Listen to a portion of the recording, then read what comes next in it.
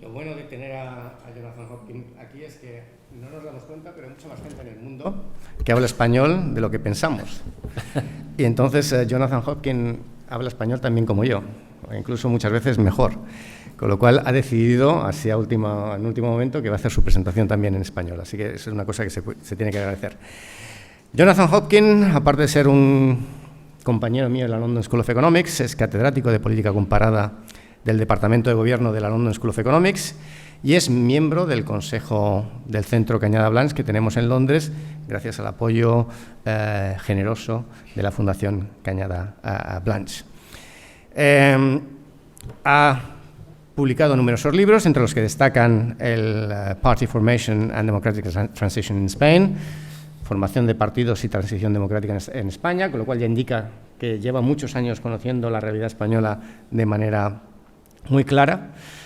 Y después tiene el libro, yo creo, sobre el que se va a fundar, que ha tenido un impacto muy grande, sobre el que se va a fundar su presentación, que es Anti-System Politics, Política Antisistema. Y después ha publicado de manera muy prolija en revistas, sobre todo sobre partidos y economía política, pero en revistas sobre todo de ciencia política. Así que, Jonathan, te dejo todo el centro para ti. Perfecto. Y, bueno, esperando. Muchísimas gracias, Andrés. Nos conocemos desde hace muchísimo tiempo. Andrés habla mejor inglés que yo. Por lo del español, vais a ver si consigo. Hace mucho que no veo una presentación en castellano, pero vamos a ver qué tal. Pero los slides están en inglés. Bueno, esta es la portada de mi último libro, Anti-System Politics. Por ahora no hay traducción en castellano, pero espero que un día se pueda hacer. Política antisistema. Hay un politólogo madrileño, Pepe Fernández Albertos, que no sé si alguno de vosotros conocéis, que ha escrito un libro antisistema, antes que yo, en español, y habla un poco del mismo tema. No uso la palabra populismo porque no me gusta mucho como concepto. Si queréis se puede hablar más de esta parte conceptual después, pero lo defino así porque lo que hay, el descontento del que hablaba Andrés, es un descontento, además es un rechazo a un sistema que es un sistema político y un sistema económico. Y entonces lo que intento un poco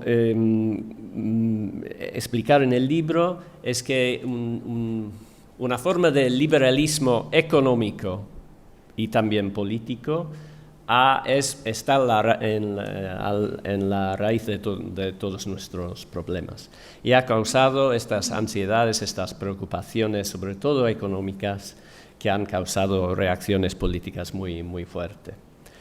Y intentaré también hablar un poco de lo que tenemos delante, pero de esto estoy un poco menos seguro. Pero en todo caso, estamos hablando y Andrés tenía ahí unas imágenes muy bonitas de estas siglas de partidos en toda Europa y también en Estados Unidos, de estos políticos antisistema.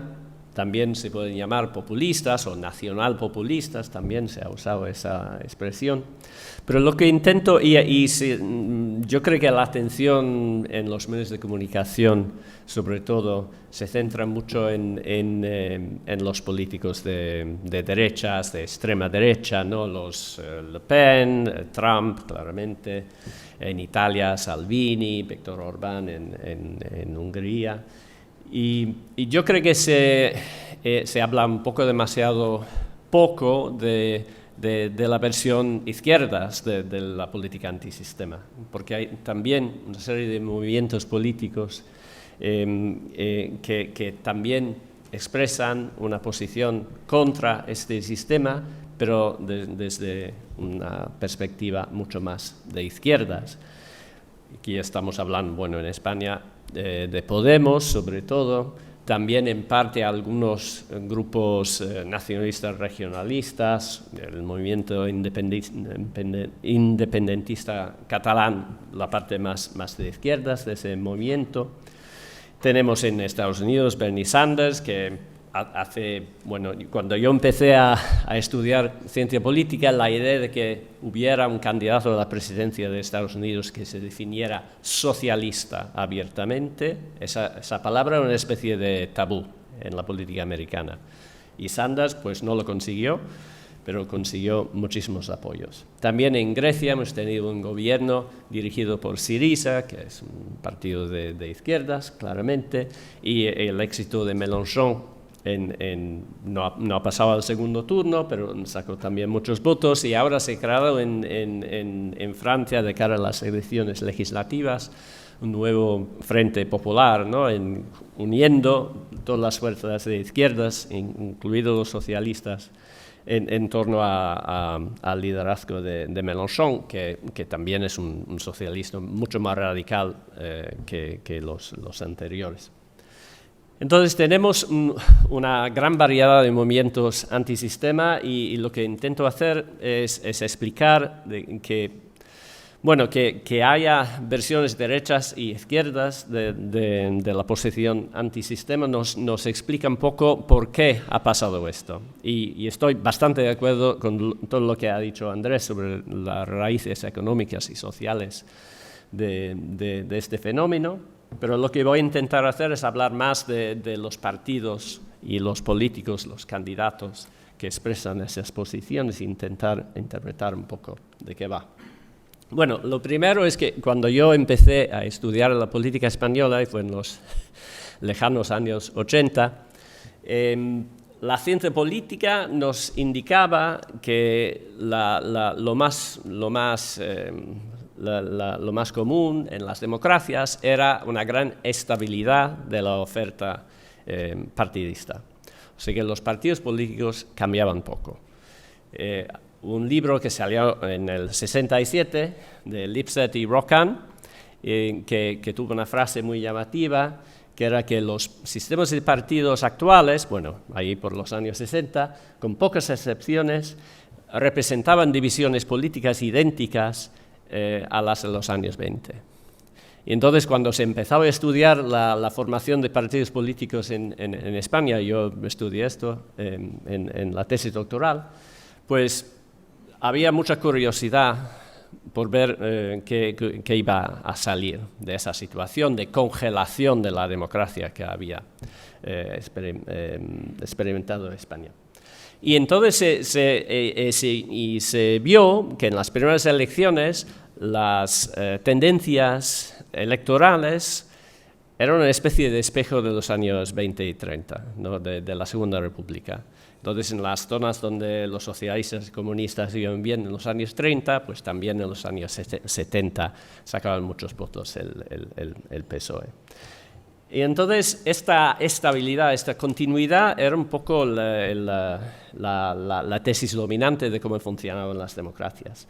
Y entonces había poco, y además las fuerzas políticas principales eran fuerzas políticas democráticas, liberales, que más o menos aceptaban el sistema capitalista, pero con todas las adaptaciones, ¿no? del estado de bienestar y la regulación de mercados. Entonces había pocos partidos antisistema, y eran los partidos comunistas, que por ejemplo en Italia estaban como excluidos del poder, y también los grupos neofascistas, que también no podían entrar en el gobierno. Entonces los partidos principales eran socialistas, socialdemócratas, liberales, cristiano-demócratas, conservadores democráticos. Entonces eso era la política normal de las democracias. Y lo que ha pasado a partir de los años 80, 90 sobre todo, es que las diferencias entre esos partidos, esas fuerzas políticas dominantes, iban desapareciendo, que se veía muy poca diferencia entre ellos. Yo me acuerdo de las primeras elecciones en el Reino Unido que yo seguía, que entre el Labour de Michael Foot en el 83 y los conservadores de Margaret Thatcher hubo una distancia enorme, ideológica y de políticas públicas. Pero ya en los años 90, cuando fue elegido Tony Blair, pues esas diferencias se habían acortado muchísimo. Y esto ha pasado en todos los países democráticos, que es la gama de opciones que se presentaban a los electores se iba reduciendo. Porque todos los partidos principales habían aceptado la idea del libre comercio a escala global, habían aceptado más o menos la independencia de los bancos centrales, que era una cosa muy fundamental para la gestión de la política económica. Se iban aceptando que los mercados financieros más o menos se podían autorregular, con las consecuencias que se vieron hace un poco más de una década, y que el gobierno no tenía, digamos, la posibilidad de aumentar el gasto social infinitamente, que tenían que contenerse los gastos, y tampoco se podía aumentar mucho los impuestos por el miedo de que tuviera efectos negativos para el crecimiento. Entonces, con esta compresión del espacio político se abre un espacio, pero ese espacio se abre por un lado y por otro. O sea que se abre un espacio a la izquierda para las fuerzas políticas que querían regular y controlar más el mercado, y a la derecha se abría un espacio para los que querían afirmar con más fuerza la idea de la nación, de la soberanía, pero también de posiciones muy conservadoras sobre cuestiones sociales y culturales. Y entonces lo que vamos viendo es que, a diferencia de lo que me enseñaron en mis primeros años de politólogo, que los sistemas de partidos cambiaban poco, pues empezaban a cambiar más, empezaba a haber más volatilidad, más inestabilidad en los resultados electorales. Y se ve en este gráfico que cada uno de esos puntos representa la diferencia neta de votos para todos los partidos políticos en una elección en un país. No sé si tiene sentido lo que... Bueno, pero es una medida de cuánto cambia un sistema de partidos de una elección a otra. Y como se ve, el valor de esos puntos va subiendo. Hay más volatilidad, hay más elecciones en que hay cambios importantes de un voto a otro. En España, por ejemplo, en el 1982, con la desaparición de la UCD, pues hubo una volatilidad enorme, un trasvaso de votos de UCD, sobre todo a lo que era AP en aquel momento. Y esto, en el 82, eso fue un hecho muy raro, pero va produciéndose cada vez más volatilidad de este tipo, no solo en España, pero en más países.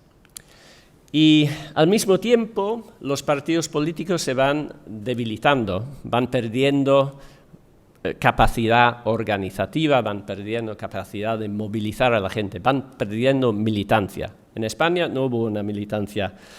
Después del franquismo, la militancia, el número de personas que se afiliaban a un partido político era siempre bastante baja.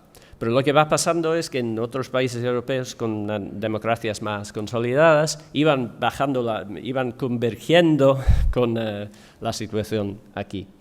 Y entonces la militancia cae. Eso se ve en el gráfico aquí a la izquierda. Eso es el porcentaje de electores que se afilian a un partido político. Y como se ve, en todos los países va bajando.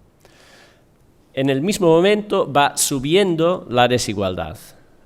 Andrés también hablaba de esto, de que tenemos una economía que produce cada vez más desigualdad. Entonces, se crea una situación en la que hay muchas potencialidades de expresar descontento, y los partidos políticos existentes son cada vez más débiles. Entonces, hay mucha desigualdad, poca capacidad del gobierno para afrontarla, y poca capacidad de los partidos políticos para organizar alternativas. Entonces, es una especie de tormenta perfecta, ¿no?, para la contestación política. Y esto se aceleró mucho con la crisis financiera del 2008, que fue un auténtico desastre, que se sigue sufriendo las consecuencias. Yo creo que dos de los países que más han tenido contestación política y votos a favor de partidos populistas, como se veía en los mapas de Andrés, son Italia y Reino Unido, que son los dos países donde paso la mayor parte de mi vida, y son dos países que todavía no se han recuperado de esa crisis. Sí, en Gran Bretaña tenemos todavía el sueldo medio real, está por debajo del nivel del 2008 y no se prevé que pueda superarlo. Y esto ya llevamos 14 años, ¿no? Entonces, hay mucho descontento, con muchísima razón, ¿no? ¿Por qué apoyar partidos políticos que no son capaces, desde el gobierno, a resolver los problemas de la gente? Entonces, lo que se ve en el gráfico aquí, quizá tengo demasiados gráficos, pero si hay alguna pregunta más detallada, podemos hablar después. Pero lo que se ve, este gráfico es el cambio de voto hacia los partidos de gobierno en 16 democracias europeas, en el periodo desde el 89 hasta hace un par de años. Y lo que se ve es que los partidos de gobierno casi siempre pierden apoyos de una elección a otra.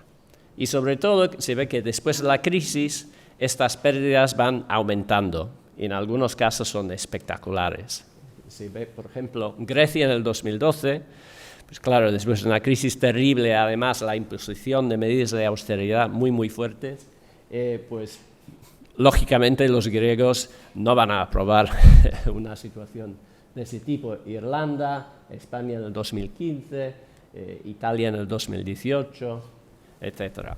Se ve que hay y como hablaba antes de que hay una tendencia, o había una tendencia a la continuidad en los sistemas políticos, pues se ve que esa continuidad ya no existe, ¿no? Lo que se ve es una gran volatilidad en la que sobre todo los electores están muy enfadados con sus gobiernos, sobre todo con los partidos principales y los de gobierno, los que ven como responsables del desastre.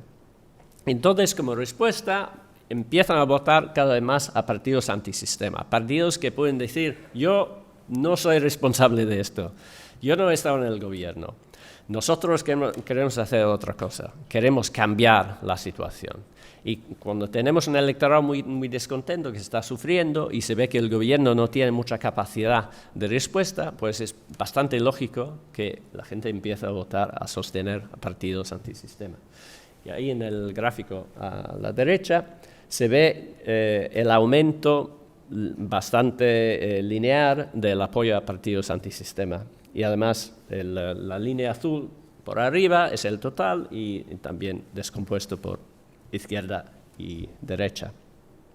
Y se ve que sobre todo el aumento del apoyo a partidos antisistema después de la crisis son sobre todo los partidos de izquierdas que ganan fuerza muy rápidamente después del 2008. Bueno, con todo esto he tenido que, y en Gran Bretaña el debate político se centra mucho en el Brexit, naturalmente, se hablará más de esto a continuación, pero ha habido también una especie de tesis contraria a lo que estoy diciendo yo y lo que dice Andrés también, que es toda una cuestión cultural, ¿no? que el aumento del voto a la extrema derecha, sobre todo, es consecuencia de una reacción cultural, ¿no? un enfado cultural. Que la gente está muy enfadada por los cambios que ve, por la inmigración, por los cambios en las relaciones entre hombres y mujeres, por el aumento de la visibilidad de estilos de vida, digamos, menos conservadores y tal. Y entonces hay una especie de literatura en la ciencia política que sostiene que esto no tiene nada que ver con la economía, es toda una cuestión cultural. Y es cierto que la mayor parte de partidos de extrema derecha en Europa tienen más apoyo entre electores que expresan hostilidad hacia la inmigración. Esto es bastante claro. ¿Pero esto quiere decir que la inmigración ha causado el populismo? Pues yo creo que no. Pues aquí tenemos los clásicos ejemplares, ¿no?, de este tipo de política de extrema derecha anti-inmigración. Trump y su amigo Farage, que no ha ganado nunca una elección en Gran Bretaña, como ha intentado 7 veces entrar en el Parlamento, no lo ha conseguido nunca, pero ha tenido una influencia enorme en nuestra política y también era muy amigo de Trump. En Alemania, Alternative für Deutschland, clásico partido de extrema derecha, Le Pen en Francia, Orbán y también Wilders en Holanda. Tengo la hipótesis de un proyecto de investigación sobre el peinado de los políticos populistas, porque aquí no he puesto Boris Johnson, pero entre Trump, Johnson, Wilders y bueno, y hay alguno más. Bueno, también por la izquierda hay alguno. Entonces, pues sí, como hay una especie de correlación entre preocupaciones sobre la inmigración y aumento de la extrema derecha, es lógico pensar que el aumento de la inmigración pueda ser una causa del aumento del populismo. Pero el problema es que, en general, las actitudes en casi todas las democracias hacia los inmigrantes van convirtiéndose en más tolerantes, más progresivas que antes. Aunque es verdad que las personas más mayores suelen tener más problemas en aceptar la inmigración, pero en general hay un aumento de tolerancia hacia la inmigración y la diversidad étnica en casi todos los países. Pero sobre todo, y también esto lo ha demostrado Andrés, cuando se ve en los mapas del apoyo a los partidos políticos, se ve que muchas veces los partidos con una fuerte posición contra la inmigración sacan más votos en las zonas donde hay muy poca inmigración. O sea que no es muy lógico que un elector decida que va a votar a un partido para reducir la inmigración cuando su vida cotidiana no ve ningún impacto directo de la inmigración, ¿no? Entonces, claro está que hay un elemento en el debate político, en el discurso de Trump, por ejemplo, hablaba mucho de los mexicanos que venían sin papeles, y en el Brexit también había mucho comentario sobre la inmigración de ciudadanos de la Unión Europea hacia el Reino Unido. Pero yo vivo en Londres. Londres es una ciudad que está llena de inmigrantes. Es una ciudad donde la mayor parte de la gente tiene al menos un padre extranjero, un padre o una madre. 60% creo de los niños en el colegio. Y es la ciudad donde hay menos apoyo a los partidos que expresan una posición anti-inmigración. Yo nací en el Yorkshire, en una zona totalmente blanca, con muy pocos inmigrantes, y votaron masivamente por el Brexit. Casi todos mis parientes votaron por el Brexit. Yo me ofendí mucho porque soy profesor de política europea, no me han pedido ningún consejo, no han querido saber nada de mis conocimientos.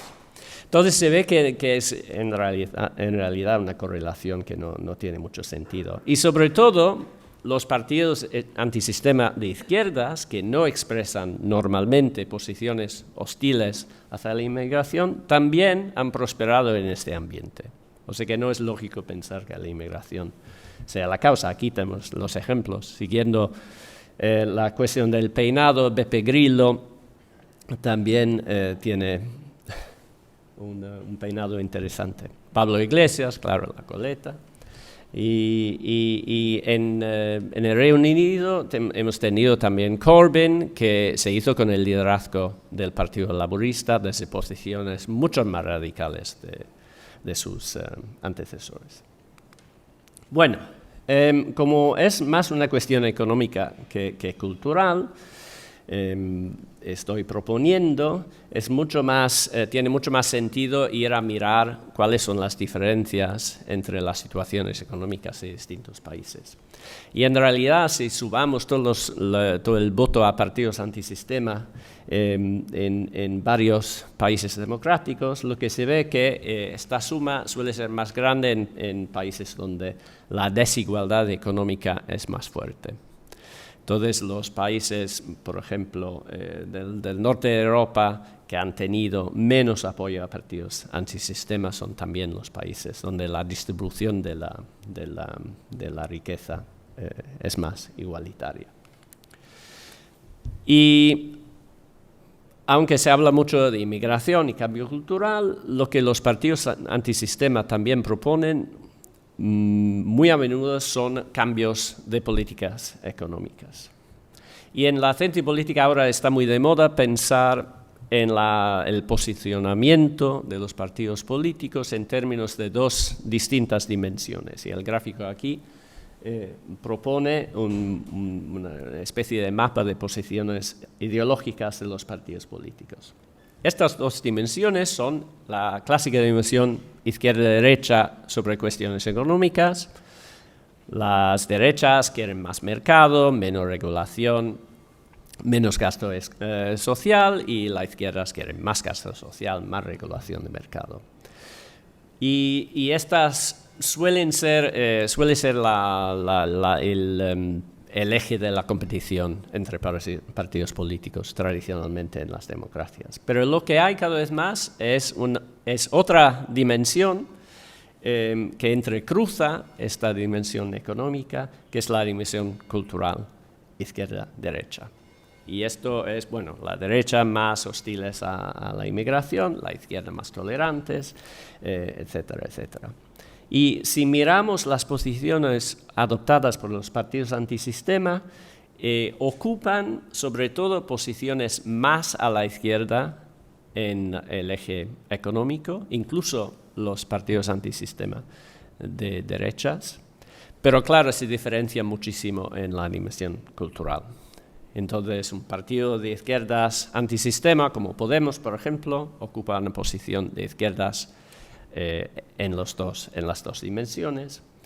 Un partido antisistema de derechas probablemente expresa posiciones muy de derechas desde el punto de vista cultural, pero económicamente muchas veces también contestan esta hegemonía del pensamiento liberal en lo económico. Y Marine Le Pen es un buen ejemplo de esto.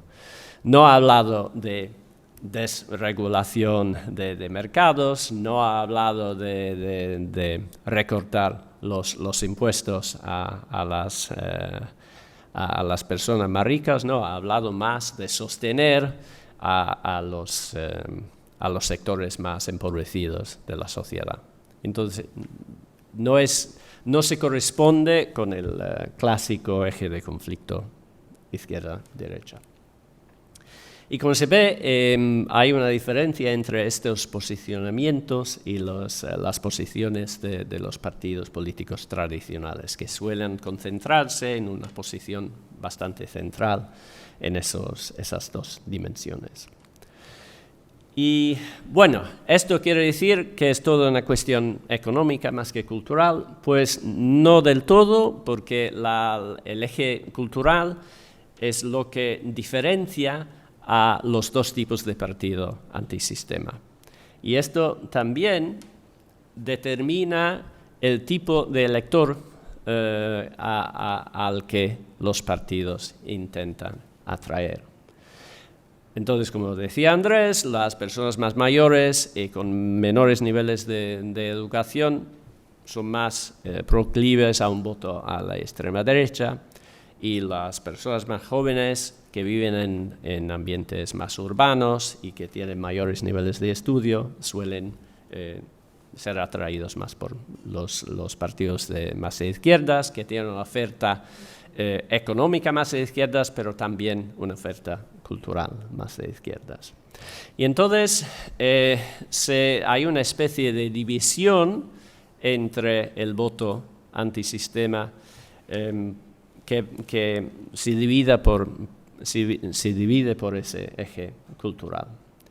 Entonces no es una cosa arbitraria que una persona que quiera votar contra el sistema vaya a la derecha o a la izquierda. Depende mucho de las condiciones sociales y económicas en las que vive, y nuestra edad determina bastante también en qué condición vivimos, ¿no? Sobre todo en un país como España, pero también en Italia, también en el Reino Unido, también en Francia. Las personas más mayores están más protegidas respecto a los choques económicos.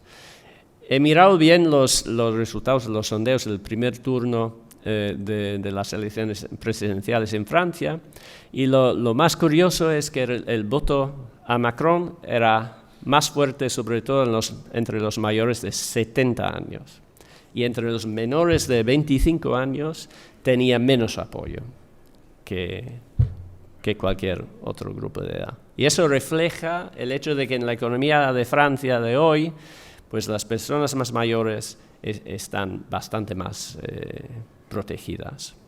Y esto suele ser el caso en muchos países europeos.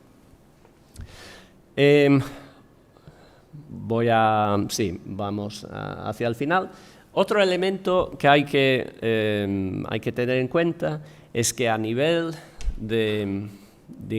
a nivel más global, hay muchas diferencias entre los países según dónde se coloquen en el sistema económico europeo y global.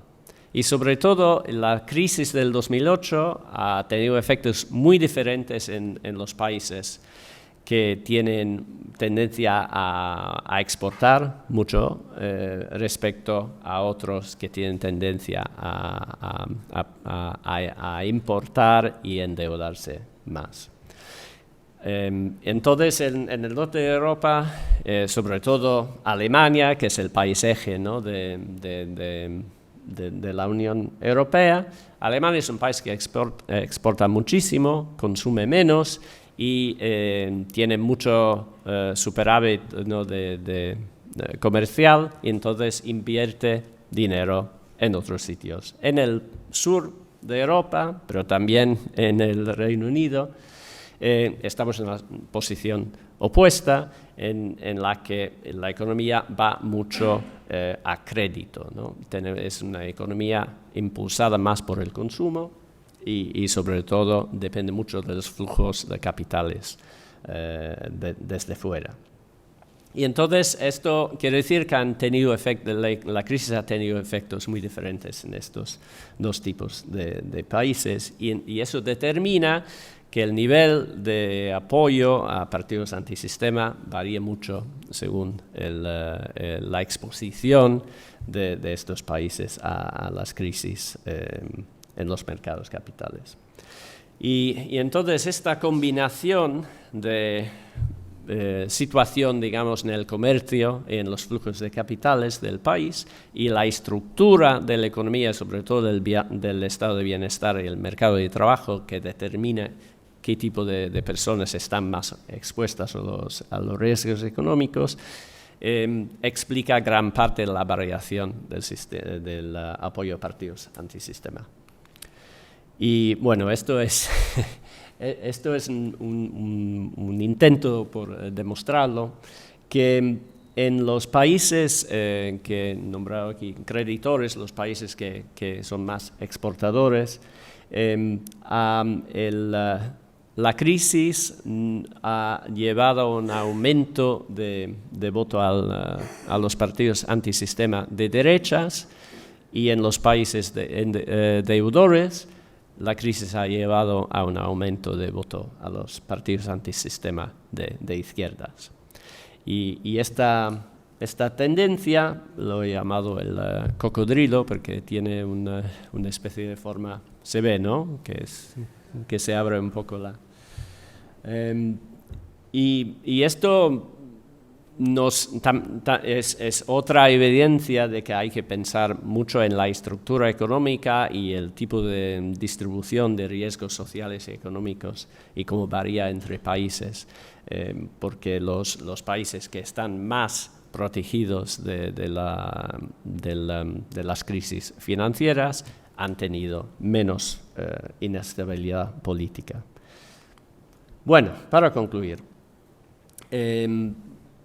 como Andrés, creo que las tendencias, digamos, hacia una economía cada vez más dividida, en la que muchas regiones tienen poco crecimiento, el crecimiento se concentra en centros, sobre todo en grandes ciudades, en donde hay mucha concentración de dinamismo económico y de personas con más altos niveles de estudios. Eso se refleja también en el tipo de apoyo a sistemas políticos antisistema. El nivel de desigualdad y la inseguridad económica son muy buenos predictores de la crisis política, y el tipo de la estructura del estado de bienestar y del mercado de trabajo nos dice un poco qué grupos están más expuestos. En un país como España está claro que el grupo más expuesto son los jóvenes parados, porque hay nivel de paro juvenil muy alto comparado con países del norte de Europa, y eso ha determinado que el primer impulso de la política antisistema en España ha sido sobre todo hacia la izquierda, aunque ahora hay una especie de equilibración, ¿no?, con el aumento de Vox. Y entonces, como todo esto al final se reduce en gran parte, yo creo, a un problema de justicia económica, hay que mirar cómo se puede aumentar, ¿no?, el nivel de confianza de la gente en las políticas económicas y la capacidad de distribuir la riqueza mejor, distribuir las oportunidades mejor.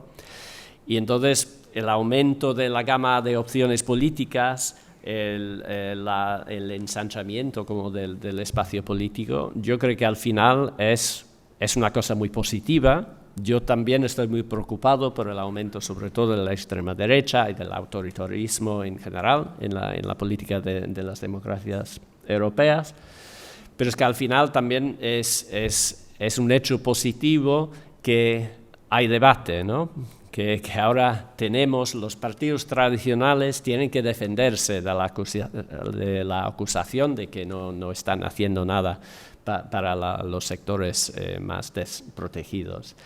Y a veces hay víctimas, que decía Andrés que el 7% a los partidos tradicionales en Francia era el 7%, que es un hecho increíble. Los socialistas en Francia, que han gobernado con Mitterrand la presidencia durante 14 años y luego después han gobernado bastante, se reducen a 1 o 2%, ¿no?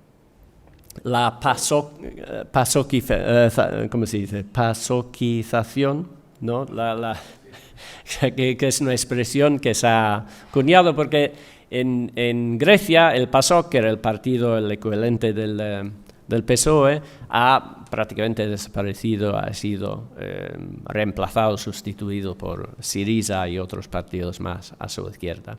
Entonces, si el sistema político tradicional, los partidos tradicionales no consiguen renovarse y ofrecer algo más, pues van a desaparecer.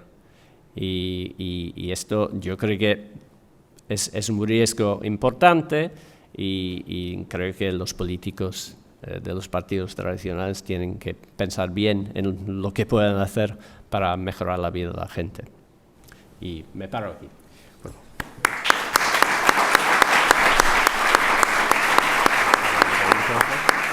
Pues muchísimas gracias, Jonathan.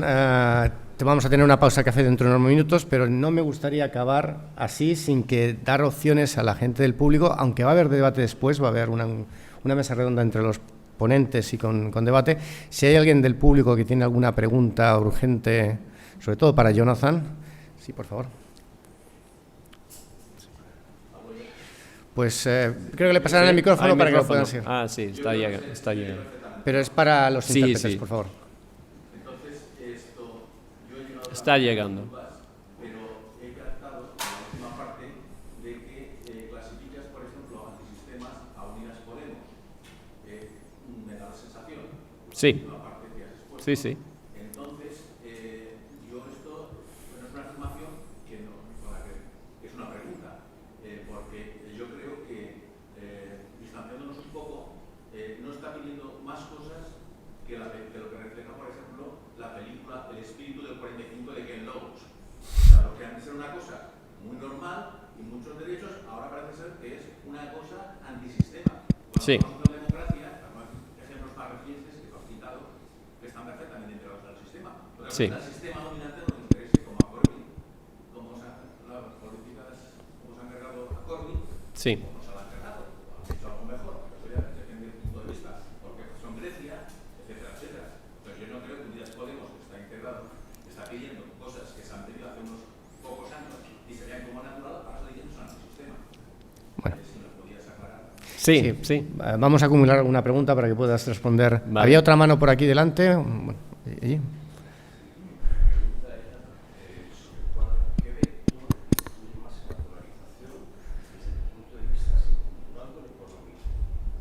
¿Cuál es? El vector es una cuestión cultural o es económica. ¿Alguna otra pregunta? ¿Mano por aquí? ¿Había? Bueno, pues Jonathan. Sí, bueno, voy al revés.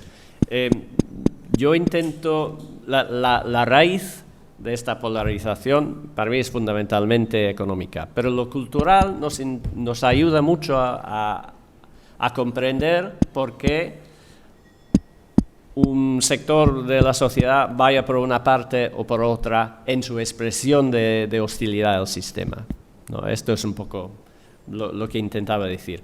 Creo que también se podría hablar mucho más de la conexión entre lo cultural y lo económico, porque, por ejemplo, hay sectores económicos muy dinámicos donde una apertura ¿no? de intelectual es parte fundamental de lo que es el trabajo, ¿no? O sea que lo que es lo que llamamos en inglés el knowledge economy, no sé cómo se traduce eso en la economía de los Economía del conocimiento, sí.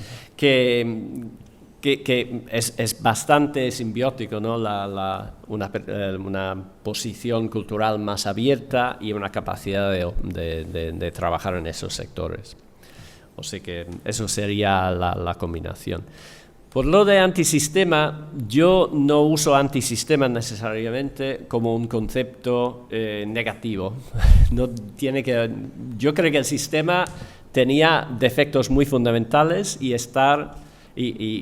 enfrentarse al sistema no es malo, pero hay distintas formas de hacerlo. La forma más fascista yo creo que es lamentable, la forma más progresista estoy mucho más a favor, pero estoy muy de acuerdo de que las posiciones de Podemos probablemente en muchas cosas no son muy diferentes a las posiciones del PSOE antes del Congreso del 79, por ejemplo, ¿no?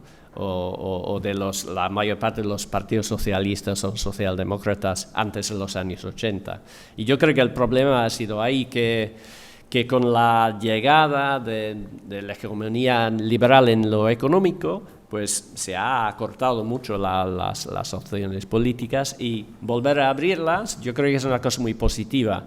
Veo mucho menos positivo, claro, la expresión de hostilidad hacia grupos diversos, hacia los inmigrantes o incluso en España entre nacionalidades, ¿no? Pero es parte de esta apertura del sistema político hacia un tipo de debate más polarizado, que yo creo que la polarización es peligrosa pero también necesaria. Y la magia de la democracia es que cuando funciona bien, consiente polarizar, pero dentro de ciertos límites.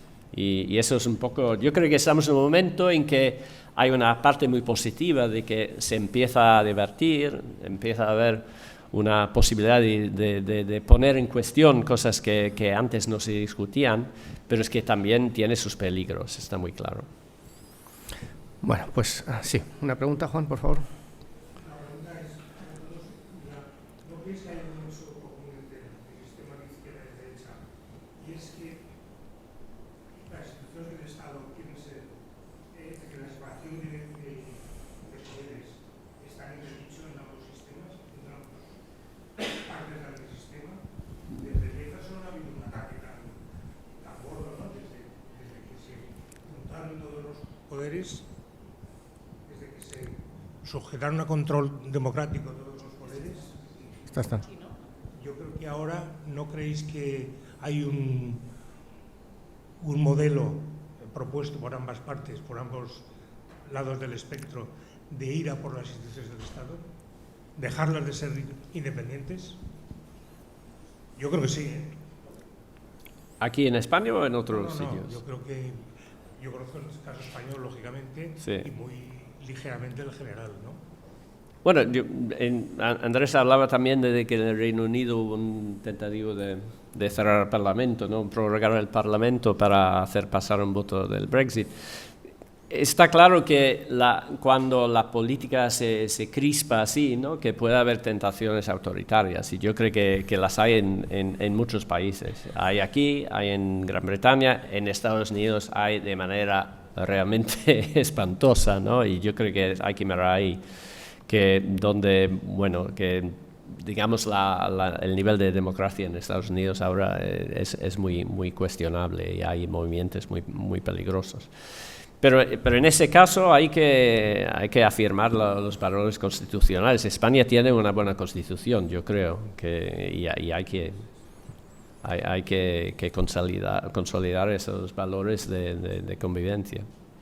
Bueno, si puedo solo intervenir de manera muy limitada, aquí yo creo que tenemos que mirar también a los líderes, que es lo que estaba hablando Jonathan, que la situación, muchos de estos líderes de corte populista, antisistema, han llegado a gobiernos de manera democrática y muchas veces han sido líderes que durante unos primeros años no solo fueron aceptados, sino que la comunidad internacional intentó apoyar porque estaban muchas veces apuntalando países y situaciones que eran muy frágiles.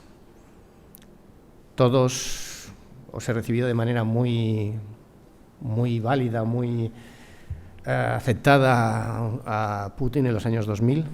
Estoy pensando en Erdogan y sobre esto Özge sabe mucho en los años 2000 también. Estoy pensando en Orbán, estoy pensando en el Partido de la Ley y la Justicia en Polonia. Estoy pensando en Donald Trump, que llegó y después salió. Las instituciones democráticas en Estados Unidos son más fuertes de lo que son en Rusia, en Turquía o en Hungría o en Polonia, pero que después tienen una deriva, y una deriva que es muy peligrosa. Hoy en día, a pesar de que son reelegidos democráticamente, muchas veces a lo mejor si fueran elecciones limpias también serían reelegidos, pero tenemos una situación en la que Rusia, Turquía y probablemente ya dentro de la Unión Europea ni Polonia y sobre todo Hungría se pueden considerar como democracias plenas de ningún tipo.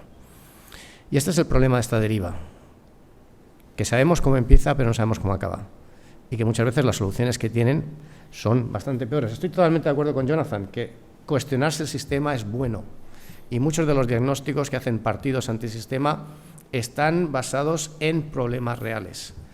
El problema es que yo creo que las soluciones son bastante peores de lo que tenemos ahora. Y con esto lo que voy a hacer es, vamos a ir a la pausa café para poder conectar y hablar más de manera informal, y nos reunimos de vuelta a las 12 menos cuarto para escuchar a Özge Oner sobre el caso del Brexit. Muy bien.